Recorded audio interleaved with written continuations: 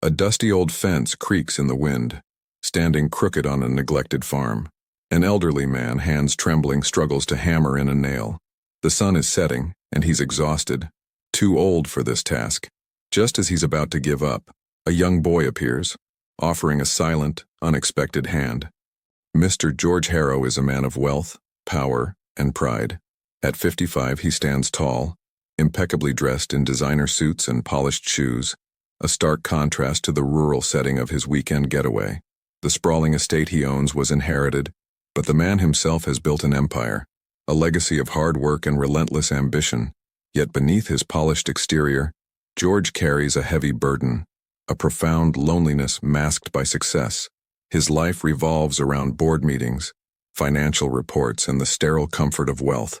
He rarely takes time to reflect, never pauses to appreciate the simple joys, and hasn't spoken to his only son in months due to a bitter argument. George's flaw lies in his emotional distance. He's a man who has spent so many years chasing the next big deal that he's forgotten how to nurture the small moments that actually make life worth living. In the comfort of his expensive leather chair, he overlooks the cracks in his relationships, believing that money and status are all that's needed to fulfill a life. A recent health scare has forced him to reevaluate, but he continues to bury his feelings beneath a veneer of stoic success. His arrival in the countryside was supposed to be a retreat, a break from the relentless pace of city life, but all he's managed to do is isolate himself further, staring at the distance with a look of longing but no plan to act. In sharp contrast stands Lucas, the 12-year-old boy who lives in the small farmhouse next door. Lucas has the quiet grace of someone who's learned to appreciate the beauty and simplicity. His clothes are old, faded jeans and a hand-me-down shirt, his hands rough from the hours he spends working alongside his mother, fixing fences or tending to the garden. Despite their modest means, Lucas carries a warmth that is palpable, a genuine kindness that shines through in his every gesture. He has no interest in material wealth, and though he often dreams of having new shoes or a bike of his own, he never asks for more than what he needs. He's used to hardship, but it's never clouded his generosity. When George first arrived in the area, Lucas had noticed him immediately, a man so out of place in the rural landscape, a stark contrast to the neighbors who lived simple lives, built on community and connection. Lucas saw George's frustration when he attempted to fix his fence and failed, and while the rich man was annoyed with the task, Lucas could see a deep sadness hiding behind the man's stern face. Lucas doesn't hesitate. With an innate understanding of what others need, he steps in without a second thought. He's not doing it for a reward, he's simply driven by an instinct to help, a quality he's learned from the humble example of his mother, who always gives to others despite having so little herself. In this contrast between George and Lucas, we see the power of kindness and the dangers of isolation. Where George has built walls of success and solitude around himself, Lucas finds meaning in reaching out, in connecting with others, and in valuing the small, everyday acts of compassion that often go unnoticed. The story, at its core, will be about how these two lives, so different in almost every way, collide to create a moment that changes both forever. It's the middle of a blistering summer afternoon when the problem first arises. Mr. George Harrow is on his estate, alone with his thoughts. He's been trying to fix the old wooden fence that runs along the edge of his property, a fence he had barely noticed until now. With the estate managers gone for the day, George has taken it upon himself to address the problem, determined to prove to himself that he's still capable of handling things on his own. But the task is more daunting than he anticipated. The wooden slats are old, warped by years of neglect, and no matter how hard he hammers, they refuse to align properly. His frustration builds as the sun beats down on his neck, and soon, what began as a simple task turns into a physical and emotional strain. His hands, unused to manual labor, begin to ache. His breath comes in sharp gasps. In this moment of weakness, a thought crosses his mind. Why did I even bother with this? He's always been the man who can hire someone to fix anything, but this fence is different. It feels symbolic, a reflection of everything he's failed to maintain in his personal life. Just then, Lucas, the young boy from next door, appears on the horizon, walking down the gravel path with his mother's old hammer in hand. He's seen George struggling for the last few minutes from his window and decided to step in. "Need some help, mister?" Lucas's voice is soft but steady. offering a kindness George can't ignore. George, exhausted and embarrassed, hesitates. This is not how he envisioned spending his weekend, accepting help from a boy who's barely old enough to hold a hammer. But something in Lucas's face, his quiet confidence, his willingness to work without question, softens George's defenses. He feels a wave of helplessness wash over him, an unfamiliar vulnerability. "No, I don't need help," George mutters, though his voice lacks conviction. "But thank you." Lucas doesn't press. Instead, he simply stands there for a moment, watching George's struggle, then offers, "I can fix it if you want. It won't take long." The challenge is clear. George must either accept this unexpected help, risking his pride, or continue alone, consumed by his own stubbornness. Lucas doesn't wait for permission to act. Without a word, he steps closer to the fence, his worn sneakers kicking up dust with each step. The hammer, old but well kept, feels comfortable in his hands, a tool he's grown accustomed to over the years. His movements are fluid, confident, a stark contrast to George's hesitant, awkward attempts. George watches, torn between admiration and discomfort. He's always been the one in charge, the one who pays others to do the work, the one who doesn't need help. The thought of someone else doing something for him, especially a young boy with no reason to help other than kindness, makes him feel small. But Lucas's determination is clear. The boy is methodical, almost soothing in his approach, as if fixing the fence is second nature. With each swing of the hammer, a nail finds its place. There's no rushing, no sense of urgency. Lucas doesn't seem concerned with finishing quickly. He simply wants to do the job right. And yet, George can't help but notice how easy it seems for him, as though this simple task is a reflection of something deeper. Lucas doesn't ask for anything in return, not payment, not even thanks. In fact, the more George tries to offer, the more the boy resists. "I'm just doing what needs to be done," Lucas says with a gentle smile. "My mom always says, if you can help, you should." There's no sense of obligation in Lucas's words, no self-interest, no desire for recognition. It's a quality that George hasn't encountered in years, especially not in people from his world. People like George's colleagues in the corporate world or even his distant relatives would never offer help without some sort of expectation. In their world, everything has a price, whether in money, status, or favors returned. But Lucas is different. As the fence begins to take shape, George feels the weight of his own pride slipping away. He's not used to this kind of generosity. This simple, unspoken act of kindness that comes without strings attached.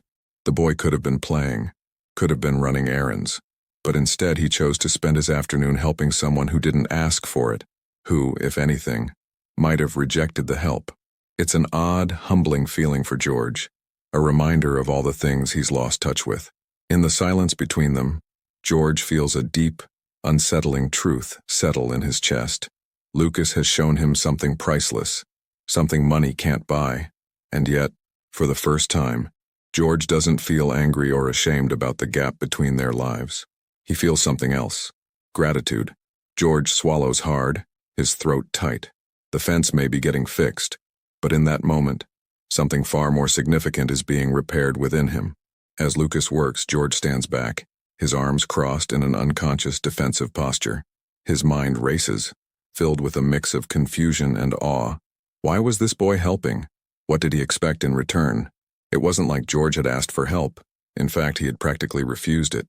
And yet, here Lucas was, completely uninterested in any sort of reward or recognition. The more George observes, the more unsettled he becomes. This wasn't just about fixing a fence. It was about something deeper. The way Lucas had approached the task so quietly, so willingly, made George feel inadequate. He shifts uncomfortably, shifting his weight from one foot to the other. He's not used to being helped, and certainly not by someone like Lucas, someone so young, so humble, without any clear motivation beyond a sense of duty to the community. George opens his mouth to say something, anything, but the words catch in his throat. He wants to ask, "Why are you doing this? What's in it for you?" But he doesn't. The question feels wrong on his tongue, as if it betrays something deeper, something he doesn't want to acknowledge. Instead, he watches in silence, his gaze flickering from Lucas's steady hands to the work taking shape before him. It's odd, but he finds himself feeling grateful, not in the transactional way he's familiar with, but in a way that goes deeper, something unexpected, like a warmth slowly filling a cold space. There's a pang of guilt, too, something that tugs at him when he thinks about how many times he's overlooked these small moments of connection in his own life. He's so used to relying on money and influence to solve problems. He never asked anyone for help, never needed to. But Lucas isn't offering anything for the sake of obligation or expectation. He's simply acting out of kindness, with no thought of what he might gain. As the fence takes shape, George feels the stirrings of something new, a flicker of doubt about his own choices, his own way of life, and for the first time in years, he begins to question, am I missing something? As the afternoon stretches on, the sun casts long shadows across the farm, its golden light shimmering through the trees and dappling the ground. The air smells of fresh-cut grass and earth, mingled with the faint scent of salt from the distant ocean. It's quiet, save for the rhythmic sound of Lucas's hammer striking the nails, each one punctuating the silence in a way that feels oddly comforting. George, still standing off to the side, begins to lose his sense of time. The weight of the day, of his thoughts, seems to lighten as Lucas works. The boy's steady presence is almost therapeutic, a contrast to the noise of George's usual life. For the first time, he feels a strange sense of peace in the stillness. As Lucas hammers in the final slat, he pauses, wiping a bead of sweat from his forehead with the back of his hand. He looks up at George, a quiet satisfaction in his eyes. That should hold for a while, Lucas says, his voice soft but confident. George nods slowly, looking at the fence, now straight and sturdy, the work of a young boy who seemed to understand it better than he ever could. He finds himself unable to speak for a moment. The gratitude he feels is overwhelming, but there's something more there, something he hasn't felt in years. He feels seen, not for his money, not for his status, but for the simple man he is beneath all of that. Lucas shifts on his feet, clearly uncomfortable with the silence. He looks down at his shoes, which are worn at the edges, the soles threadbare from years of use. George notices this, the quiet testament to the boy's humble life. You work here with your mom? George asks, his voice rougher than he intends. Lucas looks up and there's a flicker of something in his eyes. Hesitation, maybe even a little sadness, but it's gone in an instant. He nods. Yeah, she works in the field most days. She says it's good to keep busy, keeps our minds off the hard stuff. He glances at George, his eyes lingering on his expensive shoes, his tailored shirt. It's just me and her mostly. My dad left when I was little. George watches the boy, his heart sinking. The warmth of the moment shifts into something more raw. In Lucas's simple honesty, George sees the quiet struggle of someone who has known hardship, but who continues to find beauty in life despite it. A pang of guilt pierces George's chest, sharp and sudden. He had everything he could ever want, but in that instant, he realizes he has nothing of the depth and resilience that Lucas has in his quiet smile. Your mom's lucky to have you, George says, his voice softer now, touched by an emotion he rarely allows himself to feel. Lucas shrugs, his smile modest but genuine. I'm just doing what needs to be done. There it is again. The simplicity, the humility, no desire for recognition, no thought of reward, just an earnest effort to help, to do good in the world without expectation. George swallows hard, the lump in his throat threatening to make it difficult to speak. For the first time in years, he wonders what it would be like to live with that kind of integrity, without the weight of pride, without the constant pressure of achievement and success. The boy's words echo in his mind, just doing what needs to be done. And for the first time, George feels like maybe, just maybe, he has been doing the wrong things for the wrong reasons all along. As the day winds down, the sun dipping low on the horizon, George stands at the edge of the fence looking out over the land. The fence, now repaired, stands tall and strong, solid, just like the boy who fixed it. But George feels unsettled, a deep ache gnawing at him from within. Lucas is packing up his things, wiping the dirt from his hands with the sleeve of his shirt. His quiet, humble demeanor contrasts sharply with George's swirling thoughts. There's something about the boy that has shifted something deep inside him, something he's tried to ignore for years. Lucas's effortless kindness, his generosity without expectation, has cracked open a part of George that he hasn't even known was closed. George can't help but think about his own life. How much has he sacrificed to build his empire? How many relationships has he neglected in the name of success? He's spent decades chasing after accolades, proving his worth through wealth and accomplishments. But here, in this quiet moment, as Lucas packs up his tools and starts to walk away, George realizes something profound. He's been chasing the wrong things. He watches Lucas for a moment, and then a thought rises within him, a simple, undeniable impulse. He can't let this moment go. He can't just walk away, as though nothing has happened. I need to do something meaningful, he thinks. Something that matters. Without thinking twice, George steps forward. His voice feels strange in his throat, hesitant at first, but then it comes out stronger. Hey, Lucas, wait a minute. Lucas turns, looking surprised. I want to do something for you, George says, his eyes earnest.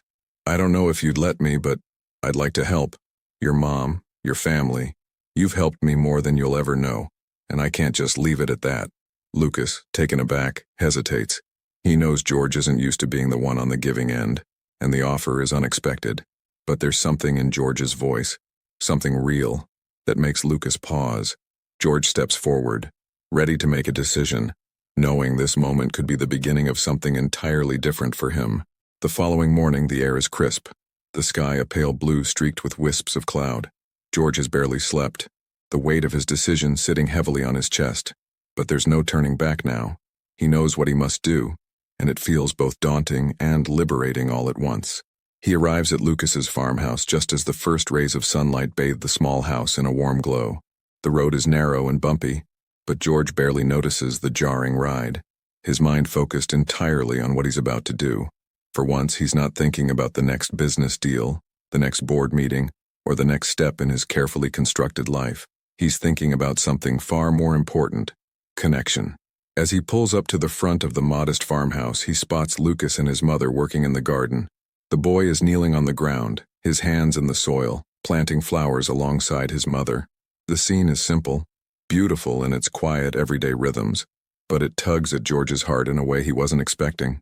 He takes a deep breath and steps out of the car, the sound of the gravel crunching underfoot loud in the otherwise still morning air. Lucas looks up first, his face lighting up in surprise when he sees George. Mr. Harrow, what are you doing here? Lucas's voice is filled with genuine curiosity, yet tinged with a hint of confusion. George smiles, but there's an unusual softness to it. I've come to make things right, he says, his voice steady, but with a warmth that Lucas hasn't heard before. Before Lucas can respond, George gestures to the car behind him. I've arranged something for you and your mom, something that I hope will make your lives a little easier. The boy's eyes widen, his mouth opening in disbelief. You don't have to do anything, Mr. Harrow. Really, you've already done enough. Helping with the fence, I mean. George shakes his head, his eyes fixed on Lucas with an intensity that catches him off guard. No, I haven't. Not nearly enough. He steps aside to reveal the back of his car, where a large construction vehicle sits, an entire crew of workers and supplies. I'm going to renovate your house. Fix the roof, the walls, the plumbing, everything. Your family deserves better than what you've been living with. Lucas stands frozen, his mind struggling to process the enormity of what George is offering. His mother, who had been busy in the garden, turns at the sound of their conversation. When she sees the crew, her face falls into stunned silence. What is all this? She asks, her voice trembling with confusion. George steps forward, his expression kind but firm. I know it's a lot to take in, but I've seen what you've done for me, and now it's time for me to give back. This is my way of showing gratitude, not just for fixing the fence, but for showing me what really matters in life. Lucas stares at George, his emotions a tangled mess. Shock, disbelief, and finally a deep sense of awe. He's been surrounded by hardship his entire life, never expecting anything for himself, and now here was a man offering something he could never have imagined. I don't know what to say, Lucas whispers, the words barely escaping him. Say nothing, George replies, his voice thick with emotion. Just let me help.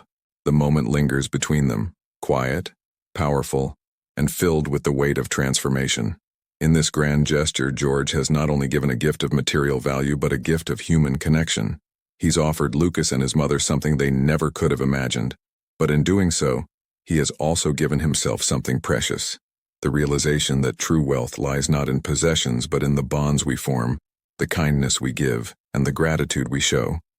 The crew begins to unload their tools, but for a long moment, George and Lucas simply stand there looking at each other, Two people from different worlds, now connected by something that transcends wealth, status, and even circumstance. Lucas stands frozen, his heart racing as the crew begins to unload their tools. The magnitude of what's happening, of what George has just offered, is almost too much to process. His mind feels like it's spinning, the weight of the gesture settling over him like a dream he's not sure he deserves. But as he watches the workers move with purposeful efficiency, his legs finally give way, and he sinks down onto the nearest chair. His mother, who had been standing just a few feet away, steps toward him, still wide-eyed in shock. She looks from George to the crew, and back again, unable to grasp what's unfolding in front of her. The garden, which had just moments ago been a quiet patch of earth where she had toiled alone with her son, is now teeming with life, with people who are here to fix what she had long given up hope of fixing. "Mr. Harrow," she says, her voice trembling as she steps forward, her hands clasped in front of her as though she's afraid this is some kind of illusion. "What is all this? You can't possibly mean this." George smiles, the weight of his own actions catching up to him. "I do. I really do." She shakes her head, her breath catching in her throat. "But why? Why are you doing this for us?" George looks at her, his eyes soft but firm, as though he's finally found clarity in the one thing that had eluded him for so long. "Because you deserve it. All of you." He pauses, the emotion of the moment settling deep in his chest. "And because your son taught me something important, something I've spent my whole life ignoring." He looks over at Lucas, who's still sitting, staring in disbelief. "Lucas showed me what it means to give, to help, without expecting anything in return. To be kind, simply because it's the right thing to do." Lucas's face flushes, a mixture of embarrassment and awe flooding through him. His mother reaches for his hand, squeezing it tightly, her own eyes filling with tears. "I don't know what to say," she whispers, her voice breaking. "This is more than we could ever hope for, more than we ever dreamed. We've never had someone do something like this for us." George feels a lump rise in his throat as he watches the mother and son, the gratitude and disbelief etched into their faces. He's used to seeing people grateful for money, for transactions, for something they can hold in their hands. But this is different. This is a kind of gratitude that transcends material wealth. It's the kind of gratitude that fills the heart, that changes a life forever. Lucas stands slowly, wiping his eyes, a faint but genuine smile spreading across his face. He walks over to George, his voice still shaking. I don't know how to thank you. You didn't have to do this.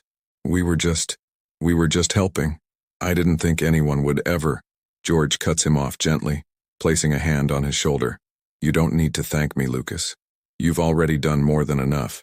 You've shown me what it means to be truly human. And now, it's my turn to show you." Lucas looks up at him, his eyes searching George's face for any sign that this might be some kind of mistake. But there is no mistake. This is real. This is George's way of returning the kindness, the warmth, the lesson that Lucas had unknowingly taught him just by being himself. His mother steps forward, tears streaming down her face now, a mixture of joy and disbelief. I can't believe this. You've changed our lives, Mr. Harrow. You've given us something we could never repay." George nods slowly, his own eyes wet with emotion. "I don't need repayment.